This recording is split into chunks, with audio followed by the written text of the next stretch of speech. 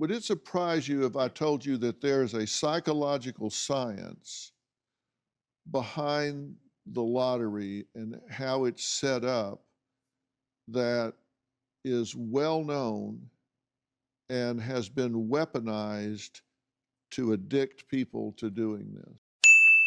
This is my brutality! This is what we're talking about when you're talking about determination and aggression. Someone who shocked the WWE Universe earlier tonight. The walking embodiment of brutality. The Eradicator. This is the look of a man about to buy scratchers. Boss, ano ini-expect natin na panalunan ngayon? 48 million. Ano yan, boss? Sandaan? Sandaan, baba.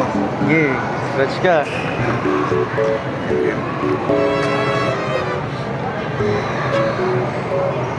First card. From the top. Whoa! Times 2.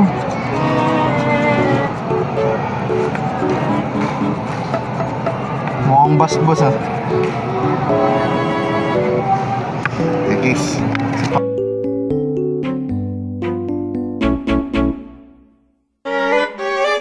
Ano natin? The gods of gambling.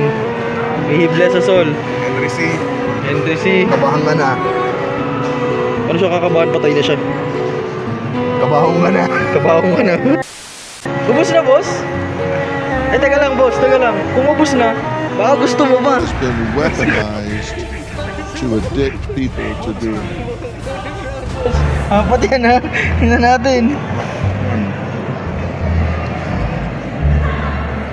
Oo. Kala ko pinagay agad eh. Gagalit sana ako eh.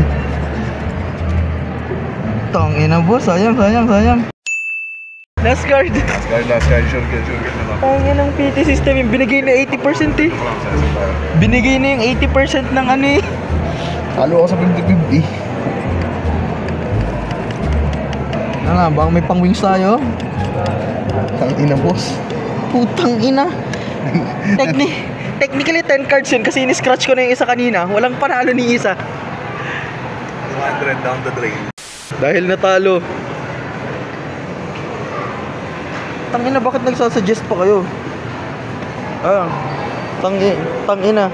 Ito yung scam ng SM na ano.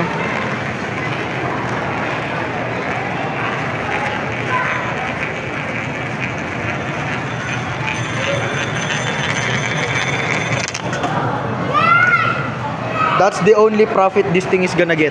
Ang pera ko yun. Down the drain.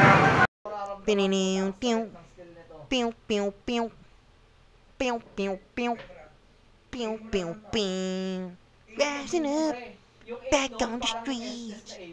Did my time to my chances.